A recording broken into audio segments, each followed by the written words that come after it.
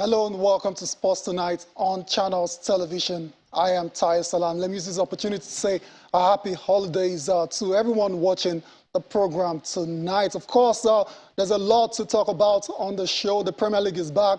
The Nigerian Professional Football League is on its way back as well too. We've got updates for you on the draws for that particular competition. Of course, I'm not on the show alone. Austin Okonakman is ready to ride shotgun with me as well.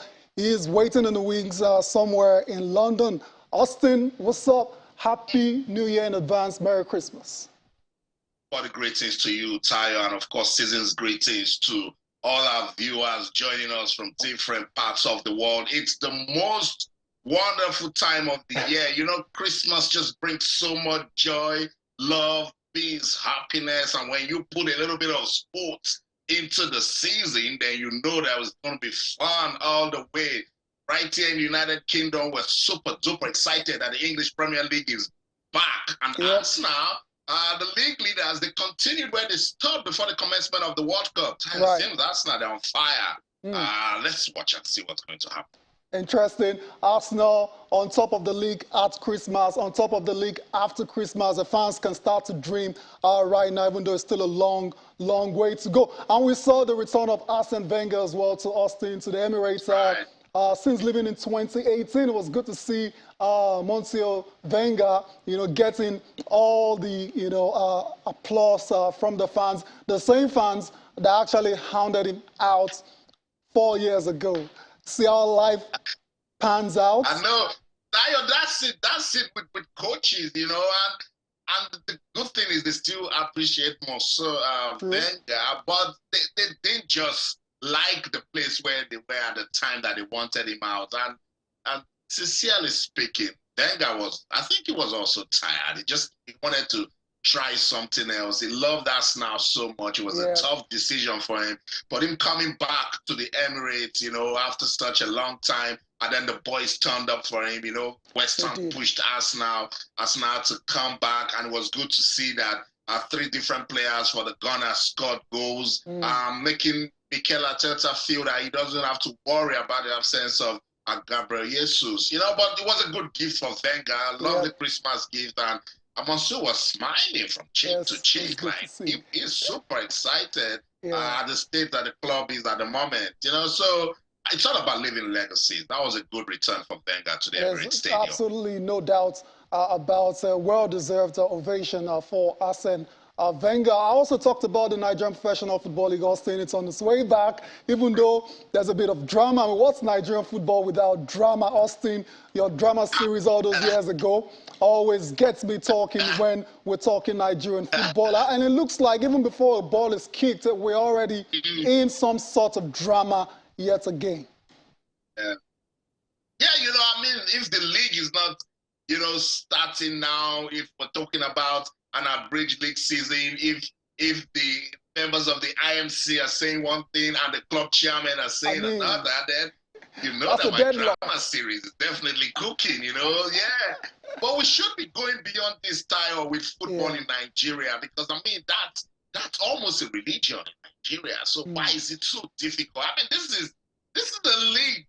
You do it every year, so you should know what you're doing, So when we say this all the time in the media, people think we don't know what we're talking about. It takes deliberate planning, purposeful leadership, the right people in the right positions to get, league football working in Nigeria. So hopefully when we have the conversation tonight, you remember we spoke to Benga Elegbeleye last week. Now we're going to have someone that will speak on behalf of the club chairman. We just want to see league football in Nigeria. We had the World Cup. The English Premier League and some of the clubs in Europe paused. I'm tired, they're back again playing football, aren't they? That's what we're talking about. That's what we want to see with league football in Nigeria. Let's just be hopeful. All right, Austin, it's very easy to get carried away and start talking the nitty-gritty of football, but we're not going to start with football. We'll be starting the show with bobsled and skeleton. Remember all those years ago, 4 years ago to be precise, in Pyeongchang, in South Korea, where Nigeria made history by becoming the first African black nation to feature, at that Winter Olympics. And we thought at the time it was just a fad, and that was going to be the end of it. But guess what? The protagonists of that particular competition for Nigeria, they have decided that now we just didn't do this for the record. We're actually going to do a lot to develop bobsled and skeleton in the country. And that's what they've been doing for the past 4 years now. And just over the weekend, we saw the bobsled and skeleton competition that was concluded in Lagos, right here at National Stadium. We've seen some very interesting athletes that have got potential, even though there's no ice. Of course, you know what they say about necessity being the mother of invention. And they found a way to do this particular sport. And we've seen some very, very promising prospects when it comes to this sport. And I want to really send a shout out to Sheung Adigun and the technical departments of the Bobsled Federation of Nigeria for the great job they're doing in trying to develop this sport, which is not the most popular in the country.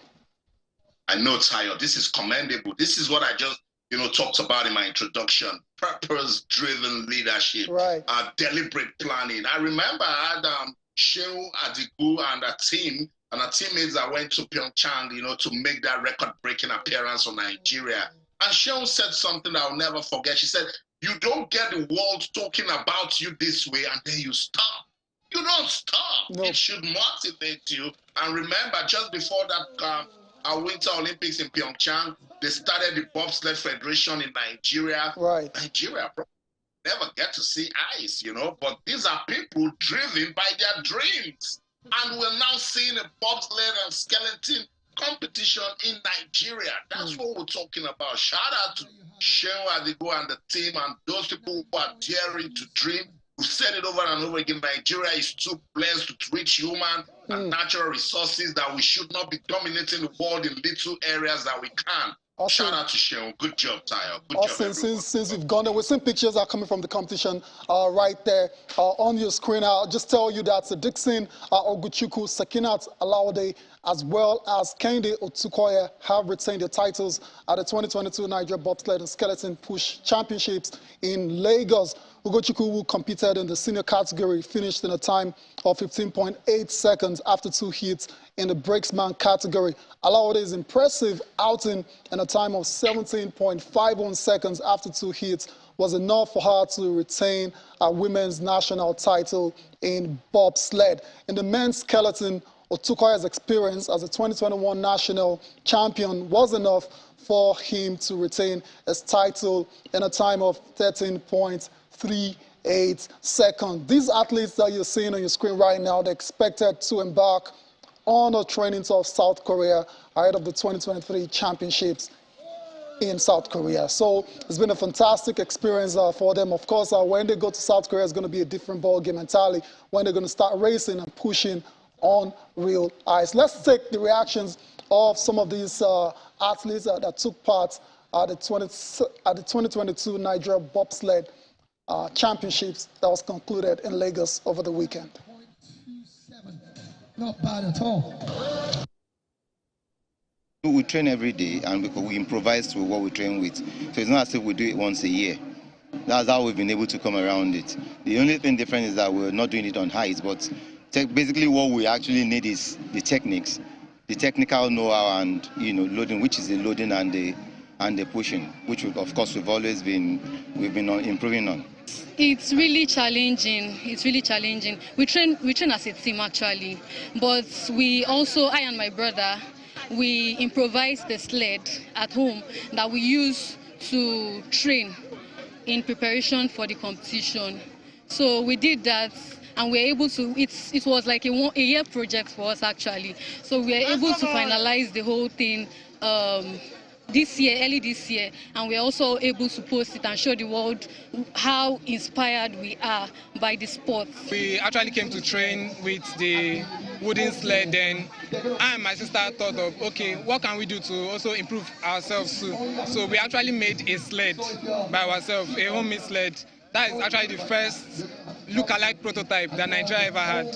So we actually made it, and we've been using it to practice sometimes. And I also have a wooden skeleton sled at home that I use to practice once in a while.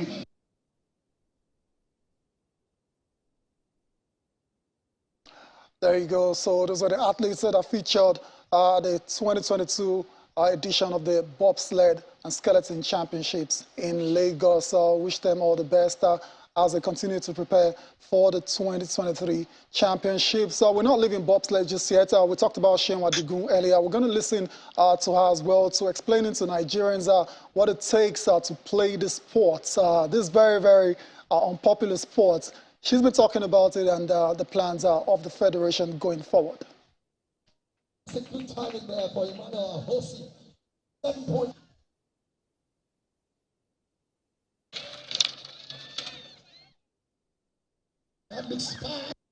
Interestingly, most people don't need snow to train for bobsled or skeleton. You just need to train with something on wheels, and you need to train as if you're an athletics athlete. So track workouts, gym workouts. So what we have built here is similar to what they have in the United States, to what they have in Jamaica, to what they have in many places in Europe as well, so that they can train all year round. So we are just adding that to our arsenal of athletics here in Nigeria. There's specific athletes who have been training for bobsled and skeleton throughout the year. So they've been training all year, and this is the one event in the country that we do for our athletes who've been training in Nigeria. So we have athletes that also train abroad, like Simidele Adeagbo, who is currently working right now to qualify and compete at the World Championships. So she is not here, but the athletes that are here, we want to be able to add them to that competition. And we are working very hard to make sure that we put more events in place. As we're growing the sport, you know, we're still a very young federation, and so as we're continuing to grow our sport and grow the participation, we'll be able to bring in more people to have regular events, getting venues where we can solidify push tracks where they can do competitions all year round. We can actually invite international federations to come and compete with us and grow the sport not only here in Nigeria, but grow it in Africa as well.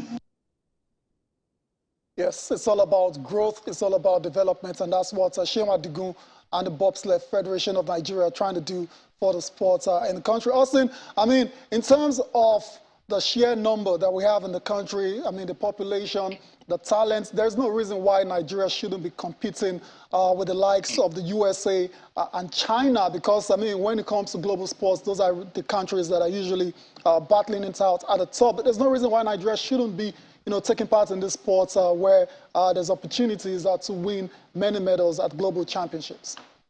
Absolutely, Tayo. I completely agree with you. And that's what I said, that for a country so blessed with rich human and natural resources, we were so talented because we've got the people, and we've got people who are always aiming for the top. You know, let's share what they go with the passion and love she has for Nigeria. She's doing her thing right there in the United States and can still come back home. Yes, I totally agree that with what we have, we should be competing with the United States of America, with China, with the best of the European countries who are doing so well. Because what is it that they can boast of? If they've got the talent, we can come out and say we've got the talent, but we lack purposeful leadership.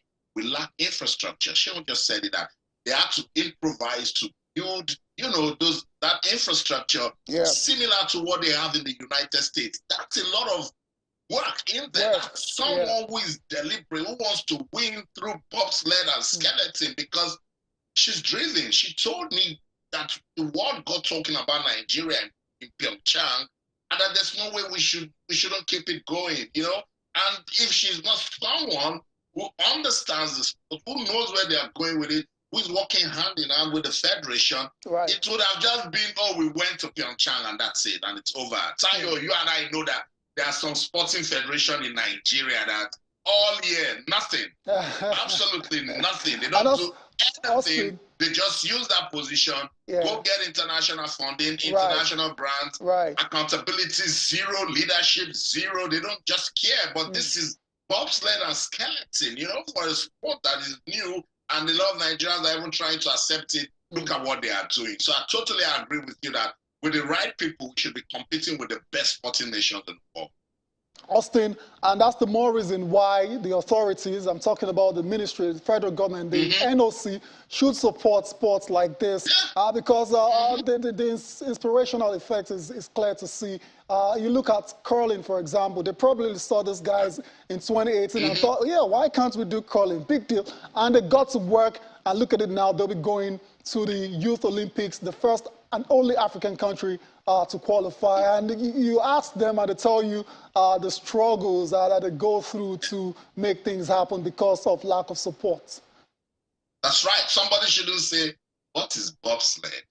What is curling? Oh, please, we can't support them. Somebody on the other hand is looking at, will there be money? Will we see money? You know, somebody's just looking for money to just eat and all of that. So they will forget that they can empower the youth. They can put Nigeria on the international map, just as what Sheon and her team they're already doing with bobsled. And we should start investing in long-term planning. Right. We're just too quick to see results. You're not going to see results. If you want to see a different, outcome, do something different. You can't keep doing the same thing and you're expecting change. Austin. So they should start supporting this sort of sports that are, particularly when you see that the people are investing their time, their passion, they are spirited, they are committed. The least you can do is support them towards doing something bigger. So yes, for curling, for bobsled and skeleton, we've been, champing at the bit for table tennis for long, and we can see its growth. Same thing with badminton, with handball. Nigeria is too blessed to just still on top football. Just football, the same football we couldn't even qualify for the World Cup. Look elsewhere. Empower more persons so we can, get them more the merrier. Come on, guys. Indeed, I totally agree. We need to get on with the show now. Austin, let's talk about the king of the sports, or king of sports in Nigeria. That's football. We're going to talk about the Nigerian Professional Football League. The minister, Honorable Sunday Dare, has been talking about basically assessing the state of the league. We're going to get to listen to him. And when we come back, our guest is ready to join us. I'm talking about the club chairman, the chairman of the Club Chairman Association. He's ready to join us to tell us the position about the league, which is expected to start in January in an abridged format. He's going to be telling us the position of the club chairman. But before that, let's listen to the minister assessing the state of the Nigerian Professional Football League. Domestic league, a very important question, very important. Raka Rovers, Leventis, Shooting Stars, Rangers International. Do you remember any of this? And then cast your minds back to these teams. The robustness of our football. We could also watch them on television. We could go to stadiums that were well fitted. There was no much violence. So what happened? Something happened. And we've been working on it with the NFF. Part of that effort is the fact that we have an IMC in place that is looking at re-engineering and rebuilding the domestic league. The impact, the negative impact of the death of our domestic league and clubs is what we see writ large in the weakness of our Super Eagles and the national team. In the past, Okala from Rangers, Odegbami from ICC. We picked our players from the clubs. Now we're picking from Arsenal, Man U. We must return back to the DNA of our football. Rebuild our domestic league. Pick our Nigerians who are physical, committed, that can come in. The Nigerians in Arsenal are also Nigerians. We also need them. But we need to build the domestic league. And that process is ongoing through the IMC, the NFF. It might look like a slow process, but we've taken that tough decision, and we're going to have that glory day come back again. I hope I've answered your question. Ahmadu Bello Stadium, Kaduna. 3 years ago, when I visited, Ahmadu Bello Stadium was almost in total disrepair. So I met with the governor, El-Rufai, and I said, this ABS is very important. These are the things needed to be fixed, almost 350 million. And he agreed to set up a committee and fixed all of those. All right, you're still watching Channel Sports Tonight. We need to go on a short break. When we come back, we'll be introducing our guests on the show. Stay with us. You're welcome back to Sports Tonight. The draw for the 2023 Nigerian Professional Football League is expected to hold tomorrow in Abuja. But guess what? Some clubs, some NPFL clubs, very key stakeholders, are not happy with the decision to go in an abridged format. So we're going to be joined on the show now by Danladi Isaac, is the chairman of Nasarawa United and also the chairman of the NPFL clubs. He's going to be telling us their position, considering that the draw is expected to hold in less than 24 hours. Have they been able to reach any amicable resolution before then? That's what he's going to be telling us on the show tonight. Good evening, Danladi. Season's greetings to you. Good evening, my brother. Thanks for having me and compliments of the season. Yes, wish you the same as well. So let's just cut to the chase and let's talk about it, the NPFL. The draw is tomorrow. According to the IMC, there's no going back. They're going to do a draw for an abridged version. But you guys, the NPFL clubs, are insisting, kicking against that particular move. What is the position right now, considering we're less than 24 hours away from the draws? Well, my brother, in the introductory, comments, you said there are a lot of drama, but I want to say it is not only drama, but melodrama.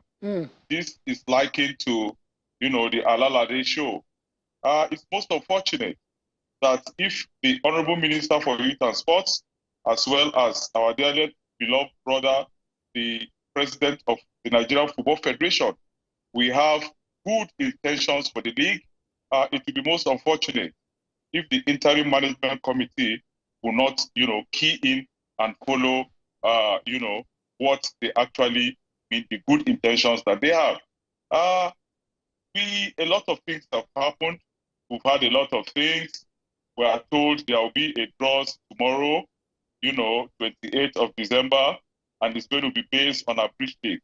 But I think this is a negation. This is also a breach of our understanding. Why I say so, it's very clear.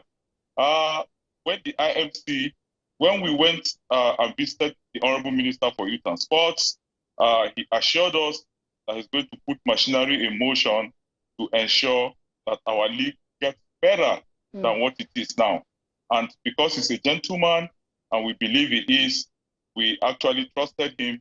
And based on that, an interim management committee was set up, to come with clear-cut terms of reference. Right. Organizing the league is just one out of 100 of the terms of reference. One of the terms of reference is, to make the league financially viable, and secondly, to put structures in ground for a lasting league.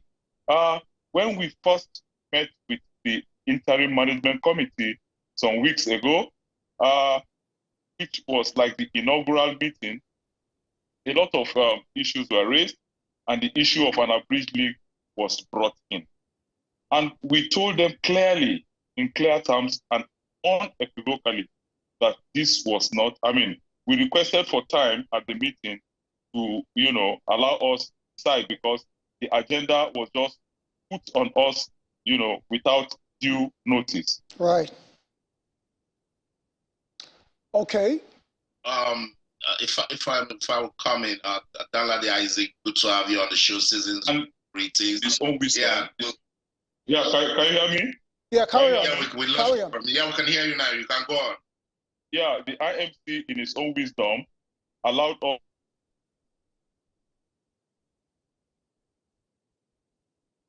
We're having some technical issues with us within ourselves.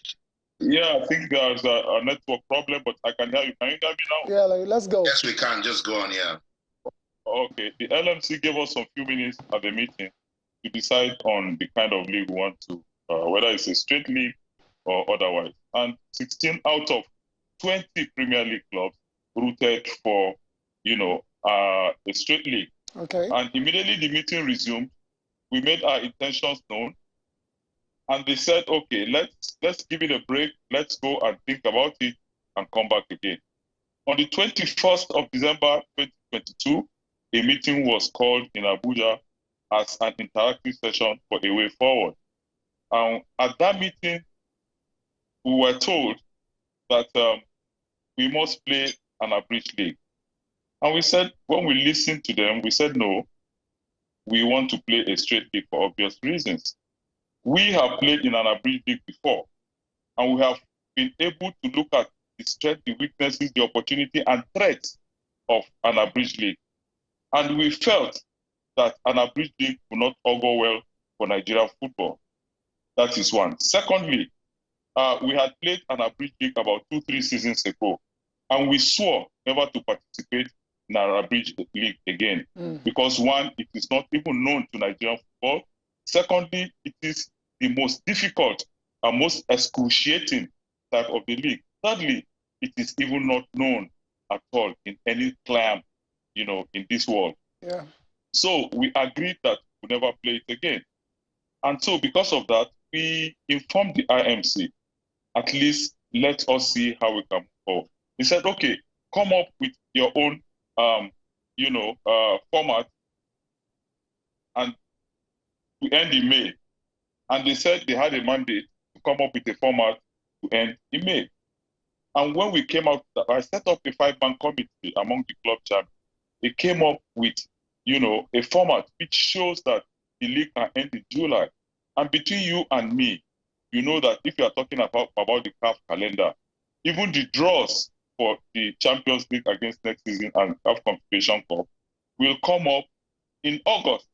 So finish in July. You also know that CAF can also give you some kind of 10 to 12 days grace within which to come up with, your representative. Besides, the purpose of playing the league is not for only to participate in the Champions League or the CAF Confederation Cup. It's to put up a structure as suggested and recommended by the Honorable Minister for Youth and Sport to also make the league financially viable, and also, of course, maybe running the league, which should be even the minutest, consideration.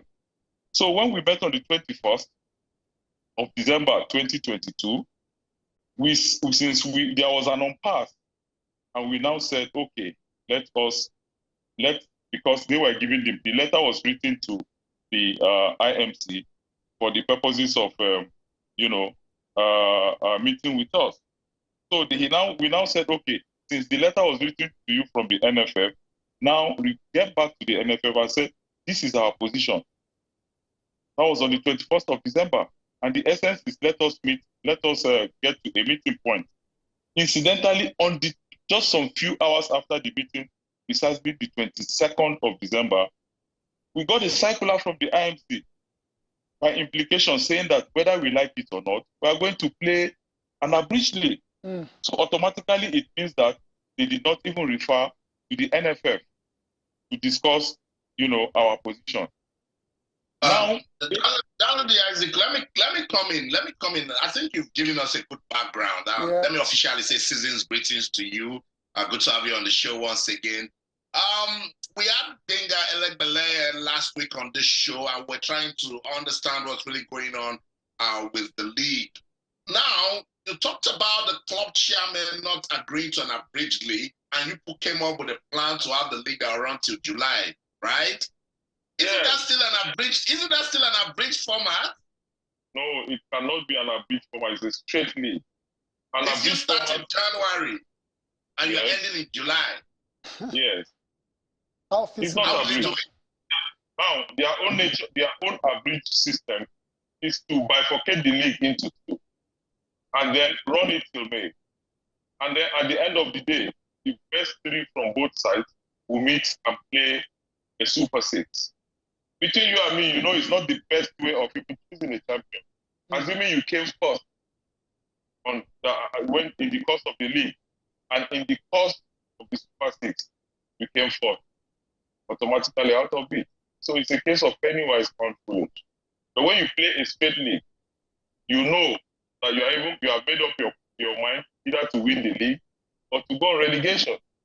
That's it.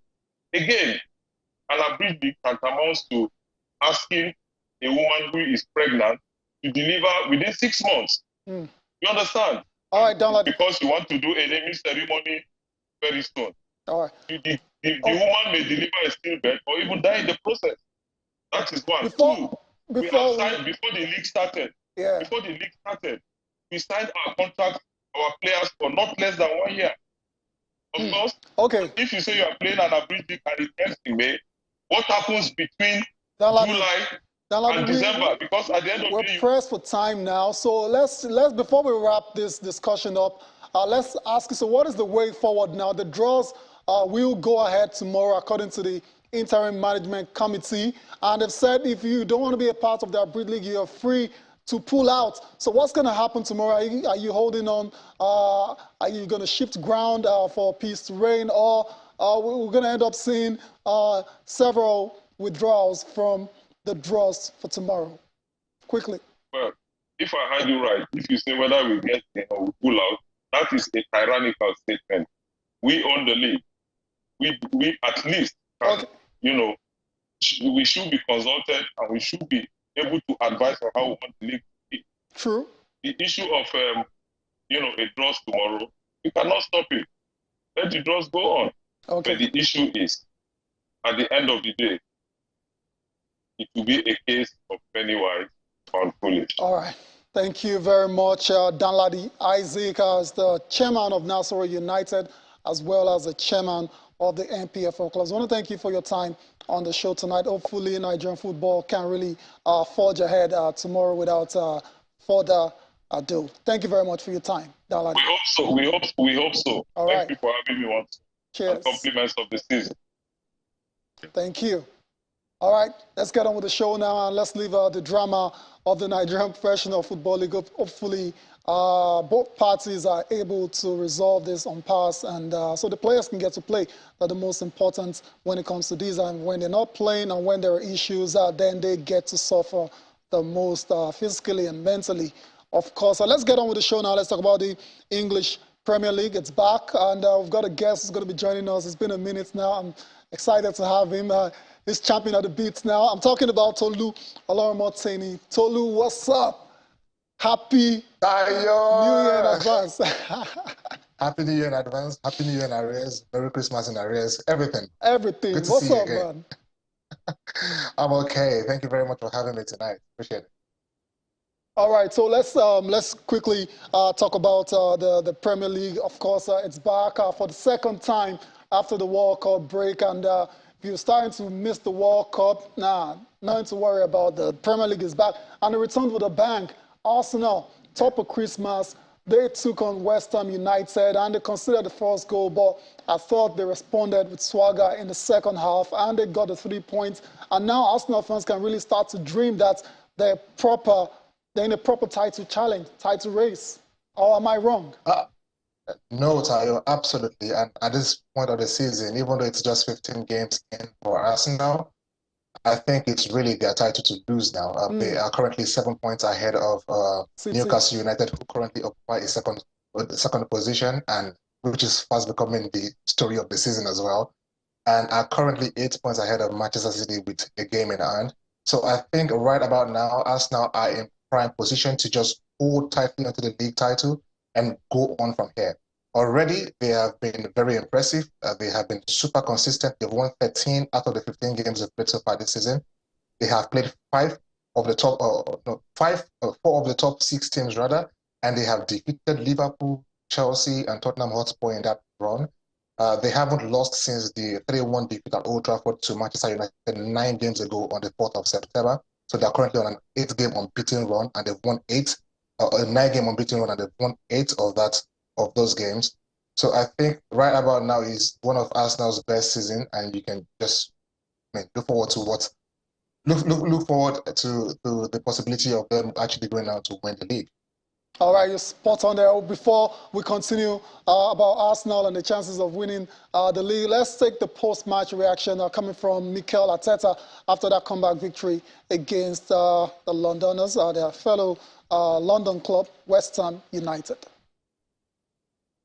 really happy with the performance, first of all, and then the results. And obviously the context of the game was that they were a goal up after a very single situation that they had attacking an open space where the referee decided to award the pen, and then straight away you see the reaction of this crowd generating belief and just giving a lot of energy to the team, and the team showed, I think, in my opinion, a lot of composure and showed real quality, but as well a lot of clarity to understand what the game demanded, and they executed really, really well. Obviously, we wanted to keep it quiet and allow that space for Arsene. Stan and George are here as well, and it was a really special day. Thank you so much for him coming. Hopefully, walking through the building, he's going to feel everything that everybody thinks of him, everything that he left here, but as well his presence is something that has to be very, very attached to this football club.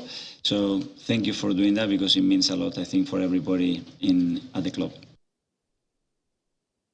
10 straight wins for the Arsenal, 7 points clear of Newcastle United. Of course, City, the other challenger, they've got the opportunity to respond, perhaps cut the lead when they take on Leeds United. It's going to be on Wednesday. What you're seeing now are the confirmation of the results of all the other games that played. Match day 16 of the Premier League. Chelsea, just before we came on here, they won the game against Bournemouth by 2-0. Kai Havertz as well as Mason Mount on target for the Blues in that game, and that victory takes them to 8th on the log. Arsenal, West Ham, we talked about already, 3-1 in favor of the Gunners. Saka, Martinelli, as well as Edin Ketia on target for Arsenal. Aston Villa lost at home to Liverpool. Liverpool had to win that game, and they got the victory. Mo Salah scored in that one. Shocking results for a lot of pundits. Fulham going to Crystal Palace to get a 3-0 victory. Fantastic result for coach Marco Silva. Let's move on to the other fixtures. Everton lost at home to Wolves, so the signs are really looking bad for the Toffees right now. Leicester City, what a season they're having. Absolutely dire against Newcastle United. They ended 3-0 in favor of the Magpies, and the Magpies are really showing that they want a top 4 spot, and it looks like the big boys have to be really, really, really worried right now with the way Newcastle United are playing. Miguel Almiron, special shout out to that guy. Can't stop scoring right now. 9 goals for the season. Southampton lost at home to Brighton. Southampton look like they will be in the relegation battle for the rest of the season. Tottenham, the comeback kings, once again, coming back from 2 goals down to get a point against Brentford at Brentford Community Station. So those are results for you from the English Premier League match day 16 played yesterday as well as today. Of course, there's another game for tomorrow. Manchester City, like I said, will get the opportunity to cut Arsenal's lead when they take on Leeds United. That's not an easy game by any means. So Pep Guardiola will have to be very, very wary of Leeds United. Tolu, let me come back to you quickly. Let's wrap up on Arsenal. There was no Gabriel Jesus, unfortunately, because of the injury he picked up at the World Cup. But then Edin Ketia, I thought it was very, very, very lively, and he capped a decent performance with a well-taken goal in that game against West Ham United. Is he someone that Arsenal can actually rely on going forward if they want to be title contenders, if they want to go all the way, perhaps against the likes of Manchester City? I mean, let me start off by saying what a goal by Edin Ketia last night. It was a fabulous turn. Yeah. To be honest, I didn't think he could pull that off, but he did, and he did in excellent style. But more interestingly for us now, they have scored 36 goals in the league this season in just 15 games, and they are just behind Manchester City, who have scored 40. So they are not a bad team at all in terms of goal return. Yeah. The more interesting statistics about their goal scoring form right now is that 4 of their players, they're quartet, as a matter of fact, talking of Bukayo Saka, Martin Odegaard, Gabriel Martinelli, and Gabriel Jesus, have combined to score 22 of the 36 goals. So they have goals coming from everywhere up front. Yeah. They are not just heavily reliant on Gabriel Jesus, who we all know hasn't ever scored in 10 games and is now injured and is completely out of the team. He's not when the team stops scoring, he goes on at the moment. So they are not reliant on one person to lead them forward. I think Edin Ketia can come in and add his own spice to it. I thought he showed a lot of promise yesterday. in the game, and capping it up with that goal will only go on to inspire confidence in the young man. So I think that they are well sorted in terms of goal scoring. It is evenly distributed among the quartet at the moment, and Eddie Nketiah is stepping up right now when they need him the most is about the best thing that can happen to us now. All right, Tolu. So I've got a lot of Arsenal mates, and they like Eddie, no doubt. He's a very, I mean, he's come through the ranks and everything. But they want Arsenal to actually go in the market in January and bring in someone because they feel this is an opportunity that they cannot miss in terms of perhaps winning the league. Arsenal haven't won the league in forever, you know, so they don't want to miss this chance, and they feel like this is it. It's a very unusual season with the World Cup in the middle, and do you see where they're coming from? Like why they would want Arsenal to actually go out there and get someone? You never know. Nketiah could get injured in the next game. Then what's going to happen? Unless you are Manchester City, who has been able to win the Premier League title for 2 consecutive seasons without a recognized centre forward, I don't think anybody else can pull that off. Exactly. Not even Arsenal, with all due respect. So I think that they will need a bit of reinforcement, especially in front of goal. If you don't have an Erling Haaland and you don't have a Gabriel Jesus type of striker in your team, then you need the goals to come from everywhere. Eddie Nketiah hasn't proved over the years that he's some reliable top scorer you can build or chase or win the league. So it's as much as they want to rely on him stepping up right now, they might equally have to go out, get someone who can probably be a backup. But what quality do they have out there that they can get? Who is a centre forward Arsenal can actually go for right now that isn't already contractually tied to another serious contender in whatever league across Europe? So I think that might be where the biggest challenge comes from. Who can they go out there to get? Whatever quality they're bringing in, will it have to be someone who can step in ahead of Eddie Nketiah or be someone who can just replace Eddie when they need him to rest while Gabriel Jesus is still recuperating? I think that's the major decision they have to make at the moment. But like I pointed out earlier, they have goals coming for them from all angles at the moment. So they're not particularly reliant on the centre forward getting in the goals. But definitely they need an extra body, especially in attack, to help them go through this season. Right. All right. Austin is champing at the beats as well to talk about the Gunners. And if you know Austin, you know there's a reason why he's very excited about Arsenal this season. Austin. I don't know what you're talking about, Tayo, but all I know is that what the Gunners are doing is commendable. I think they continued where they stopped just before the World Cup break. And the good thing is the same players who, you know, got sparks before the break, you know, continued. Martinelli, you know, still doing his thing. Odegaard doing his thing. Bukayo Saka still doing his thing. And I think if anything goes wrong with Nketiah, Mickey will definitely find a way to, you know, turn things around. Maybe do a joker with Martinelli, or do a joker with Odegaard, or even Bukayo Saka. And football has gone to that level now where, you know, Pep just showed us that no striker, no problem, you know. You just need to play as a team. And I think they're beginning to see that also at the Arsenal. So, Tayo, it's commendable. Nothing exciting for me. I just want to put that out there, you know. I just like the fact that Arsenal are doing things that are making their fans love them again. Right. And before you're going to come in and ask me more questions, let me give updates as regards what happened today in English Premier League. Chelsea, you know, got their season back on track with a 2-0 win over AFC Bournemouth. The game between Manchester United and Nottingham Forest is still ongoing. It's 2-1 now. Marcus Rashford in the 19th minute gave open scoring for United. And then 3 minutes later, Anthony Martial made it 2. Brian Yates just pulled one back for Nottingham Forest now. And it's looking like one of those nervy moments for United, unless they find a way to top their lead again, Tayo. All right, so we'll see how that game pans out. Of course, we're going to be out of the studio long before the game ends. We need to get on with the show talking about strikers. Let's talk about Cody Gakpo, who is on his way to Anfield from PSV. He is a Netherlands striker. We saw him at the World Cup. He was very impressive. 3 goals for the Orange Boys, one with his head, left foot, right foot, highly rated, top scorer in Eredivisie, top assist maker in Eredivisie as well too. And it looks like it's an agreement has been reached between the 2 clubs. And this guy on your screen, still very young, 23 years old, will be playing for Liverpool next season. Austin, Cody Gakpo, apart from the starts and the goals and the assists, what kind of player Liverpool gets in this guy?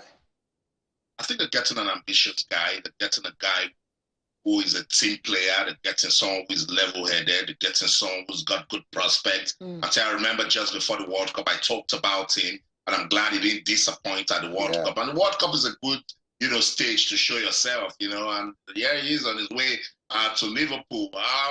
Before people start saying, is he going to fill the shoes of Sadio Mane? No, this is a young guy who is willing to, continue what you started right at PSV and then going to the World Cup and now looking onto a new challenge in Liverpool. But I know he's a team player, he's level-headed, and he's somebody who, Jurgen Klopp can see a way he can fit into that Liverpool team and start making impact. Tayo, quick update, is still Manchester United 2, Nottingham Forest 0. VAR cancelled that goal scored by Ryan Tate, and so United fans can breathe. VAR says don't get too carried away, just relax. It's still 2-0. You know VAR knows how to rain on your parade. Anyways, let me go to Tolu. Tolu, Cody Gakpo was linked to Manchester United as well too, but obviously Liverpool have got it over the line right now. And for me, I haven't watched him a lot. I think his versatility will be of great advantage to Liverpool, especially with the likes of Diaz as well as Jota out injured for a long time. I completely agree with you there, Tayo. I think that one thing that has been really missing for Liverpool this season has been Sadio Mane. I don't think anybody expected Liverpool to miss Mane as much as they have missed him. But if there's one player who offers you similar qualities in terms of technical abilities and reading and understanding of the game, it is Cody Gakpo. If we haven't seen it before on any high or top level, he definitely showed that at the World Cup in Qatar. Right. And I think that his quality complements what Liverpool currently have in midfield with Thiago Alcantara and Jordan Henderson particularly, who like to drive the ball forward and find a target man in and around the box. So I think he has the qualities that they currently need. It's equally coming at a very good time when Luis Diaz is out, like you rightly mentioned, and Diego Jota, and Darwin Núñez hasn't really found his feet yet. It looks like they're in a transition stage with the kind of players they're going for lately in terms of the transfer activities. And I think he fits right there as one of the guys who you're just expecting to slot in perfectly.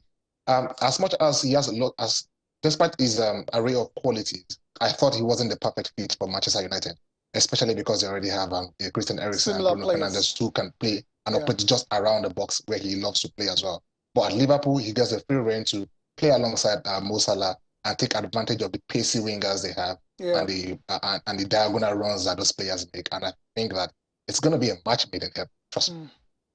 Indeed, should be a success for Cody Gakpo at Anfield. Fingers crossed, we'll see how that pans out. I want to thank you for your time, Tolu, for coming on the show. Stop being a stranger. Let's try and do this more often. All right? You have to call me out like that, Simon. I have to. Thank you very much. All right, cheers. All right, so we got to go. The show is pretty much winding down now. But before we go, I'll go back to Austin. Austin gives us one more update on the match between Manchester United and Nottingham Forest. Then we close the show. Austin.